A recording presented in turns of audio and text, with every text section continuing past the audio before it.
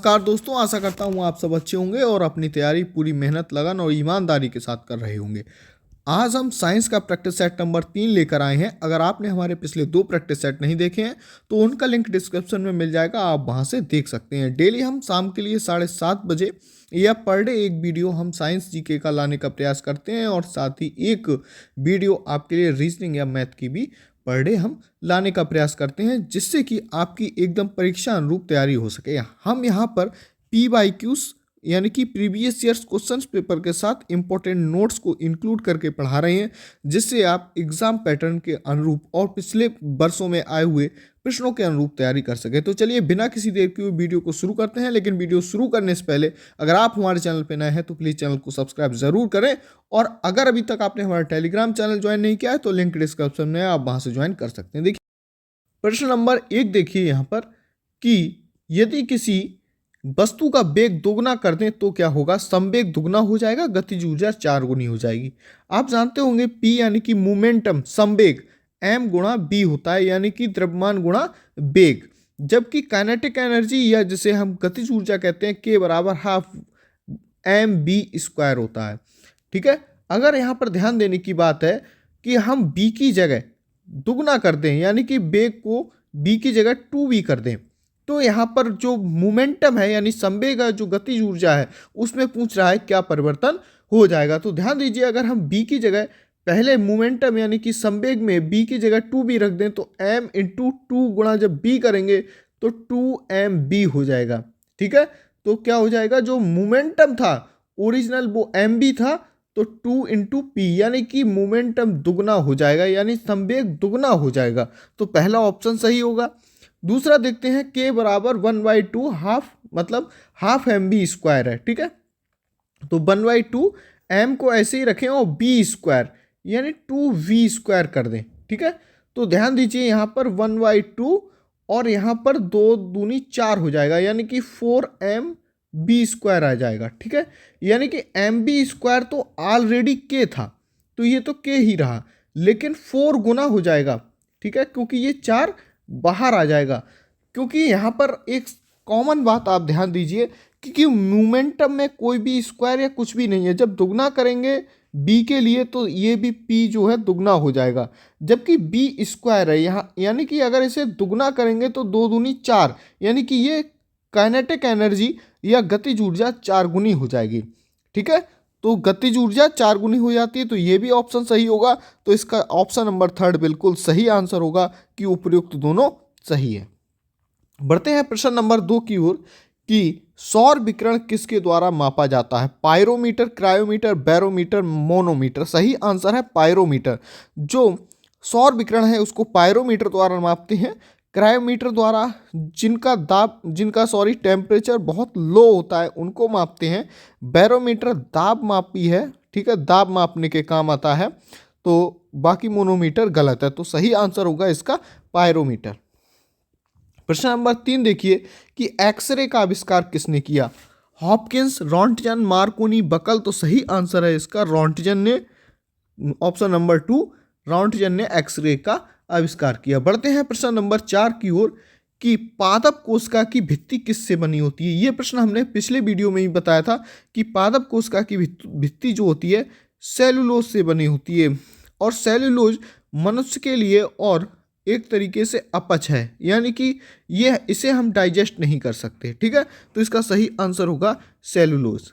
बढ़ते हैं नेक्स्ट प्रश्न पर। प्रश्न नंबर 5 है कि मानव शरीर का सबसे बड़ा अंग कौन सा है। किडनी, यकृत, अग्नाशय, पित्ताशय। तो आप जानते हैं यकृत यानी कि जिसे लीवर के नाम से जाना जाता है या लीवर कहते हैं सामान्यतः। तो लीवर जो है मनुष्य का सबसे बड़ा अंग है, तो सही आंसर होगा ऑप्शन नंबर 2। बढ़ते हैं प्रश्न नंबर 6 की ओर कि तापमान का SI मात्रक क्या होगा। Kelvin, Celsius, Fahrenheit, joule. कुछ लोग सेल्सियस लगा देते हैं बट गलत है, फ़ारेनहाइट भी गलत है, जूल तो है ही नहीं, ये तो मात्रक है कार्य का। तो सही आंसर होगा यहाँ पे केल्विन K। ठीक है, तो K से रिप्रेजेंट करते हैं इसे, तो मानक मात्रक या SI मात्रक जिसे हम कहें तापमान का, तो वो होगा केल्विन। बढ़ते हैं नेक्स्ट प्रश्न पर। प्रश्न नंबर 7, निम्न में से कौन सा प्रयोग फलों को पकाने के लिए किया जाता है। एक तरीके से किसका प्रयोग जो है फलों को पकाने के लिए किया जाता है? मैथिलीन, एथिलीन, एसीटोन, मेथेन। तो सही आंसर है एथिलीन। तो एथिलीन का प्रयोग फलों को पकाने के लिए किया जाता है। तो option number 2 is the correct answer. बढ़ते हैं नेक्स्ट प्रश्न पर। प्रश्न नंबर 8 है, निम्न में से कौन सी सदिश राशि है? दो तरीके की राशियां होती हैं, एक सदिश राशि और एक अदिश राशि। तो ध्यान दीजिए, सदिश राशि को कहते हैं स्केलर क्वांटिटी और इसको सदिश राशि को कहते हैं वेक्टर क्वांटिटी। ठीक है, वेक्टर क्वांटिटी। यहाँ पर ये है सदिश राशि और ये है अदिश राशि। तो ध्यान देंगे कि अदिश राशियां वे होती हैं जिन्हें मैग्नीट्यूड यानी कि जिन्हें प्रदर्शित करने के लिए सिर्फ परिमाण की आवश्यकता होती है, डायरेक्शन यानी कि दिशा की आवश्यकता नहीं होती। जबकि वेक्टर क्वांटिटी वो होती हैं जिन्हें व्यक्त करने के लिए परिमाण यानी कि मैग्नीट्यूड और डायरेक्शन दोनों की आवश्यकता होती है। ठीक है, इस बात को ध्यान रखिए। जैसे इसके कुछ एग्जाम्पल्स को भी आप ध्यान रखिएगा। जैसे यहाँ पर एग्जाम्पल्स हैं डिस्टेंस। तो डिस्टेंस किसका उदाहरण है? डिस्टेंस है अदिश राशि, क्योंकि डिस्टेंस को दूरी के नापने के लिए आपको किसी डायरेक्शन की जरूरत नहीं है, सिर्फ परिमाण होता है कि 4 किलोमीटर, 5 किलोमीटर, मीटर, सेंटीमीटर जो भी है। ठीक है, स्पीड है, स्पीड का कोई डायरेक्शन नहीं है। ठीक है, डायरेक्शन की जरूरत नहीं है। मास है, द्रव्यमान है, एनर्जी है, डेंसिटी है, पावर है, कोई लेंथ है, लेंथ मतलब लंबाई है, एरिया है, वॉल्यूम है, टाइम है, टेम्परेचर है, वर्क है। ये सारी अदिश राशियां हैं। अच्छे से इन्हें देख लीजिए, क्योंकि इनको व्यक्त करने के लिए किसी डायरेक्शन की आवश्यकता नहीं है, सिर्फ ये परिणाम बताती हैं कि इतना है। ठीक है, जबकि सदिश राशियां वो होती हैं जिनको व्यक्त करने के लिए मैग्नीट्यूड यानी परिणाम के साथ साथ डायरेक्शन की आवश्यकता होती है। जैसे डिस्प्लेसमेंट, ठीक है, जैसे विस्थापन कहते हैं जिसे, वेलोसिटी वेग, वेट, ठीक है, एक्सेलरेशन त्वरण, फोर्स, इम्पल्स, प्रेशर यानी कि दाब, मोमेंटम संवेग, ग्रेविटी और ड्रैग। ठीक है, तो ये सब क्या है? ये सदिश राशियां हैं। तो यहाँ पर जो वेग, द्रव्यमान, समय और लंबाई, तो यहाँ पर वेग यानी कि वेलोसिटी जो होता है जिसे वेक्टर से व्यक्त करते हैं, ठीक है, v4 वेलोसिटी, तो ये होगा आपकी सदिश राशि। बढ़ते हैं नेक्स्ट प्रश्न की ओर। प्रश्न नंबर 9 है कि एक पत्थर का द्रव्यमान, द्रव्यमान मतलब m बराबर 10 kg दिया हुआ है और उसे 4 मीटर पर सेकंड के वेग से फेंका जाता है। तो वेग 4 वेलोसिटी, वेग क्या है? वेलोसिटी कितनी है? 4 मीटर पर सेकंड। ठीक है, इसे वेग कहेंगे, वेग। ठीक है, तो इस पत्थर का संवेग ज्ञात कीजिए। चूंकि संवेग हमने अभी देखा था एक प्रश्न में, संवेग होता है P बराबर m इंटू बी। तो m कितना हो गया? 10 kg और वेग कितना हो गया? 4 मीटर पर सेकंड। तो इसका कितना आंसर होगा? 10 चौक 40, 40 किलोग्राम मीटर पर सेकंड। तो सही आंसर होगा 40 किलोग्राम मीटर पर second. Option number second is the correct answer. बढ़ते हैं नेक्स्ट प्रश्न पर। प्रश्न नंबर है 10 कि सूक्ष्म जीवों द्वारा जैविक यौगिकों से अल्कोहल उत्पादन की प्रक्रिया किस नाम से जानी जाती है? दहन यानी कंजप्शन गलत है, किण्वन, अवायवीय शोषण ये भी गलत है, वायवीय शोषण ये भी गलत है। सो सही आंसर होगा किण्वन। आप जानते होंगे, ठीक है, अल्कोहल बनाने के उत्पादन की क्रिया किण्वन कहलाती है। बढ़ते हैं नेक्स्ट प्रश्न पर। प्रश्न नंबर है 11, पानी से निकालने पर शेविंग ब्रश के बाल आपस में चिपक जाते हैं, इसका क्या कारण है? पृष्ठ तनाव, श्यानता, प्रत्यास्थता, घर्षण। तो श्यानता, प्रत्यास्थता और घर्षण गलत है। सही आंसर है पृष्ठ तनाव। पृष्ठ तनाव यानी कि T4F/L से रिप्रेजेंट करते हैं, ये इसका फॉर्मूला है। सरफेस टेंशन, फोर्स अपॉन जो एक्वायर की गई जो लेंथ या लंबाई है, एरिया है। ठीक है, पृष्ठ तनाव का गुण होता है कि आपस में वो अट्रैक्ट रहना चाहता है, एक तरीके से ये फोर्स ऑफ अट्रैक्शन है, वो कोशिश करता है कि कम से कम एरिया को घेरे। ठीक है, तो इसीलिए इसे क्या कहेंगे? ब्रश के बाल आपस में क्या होंगे? चिपक जाएंगे। ठीक है, तो जब चिपक जाएंगे तो कम से कम एरिया को घेरेंगे। इस ये जो गुण होता है वो कहलाता है पृष्ठ तनाव। बढ़ते हैं नेक्स्ट प्रश्न पर। प्रश्न नंबर 12, पहाड़ों पर जल कम तापमान पर उबलता है, क्यों? जब पहाड़ों पर जब जल कम तापमान पर उबलता है, क्यों? पहाड़ों पर ठंड होती है, गलत।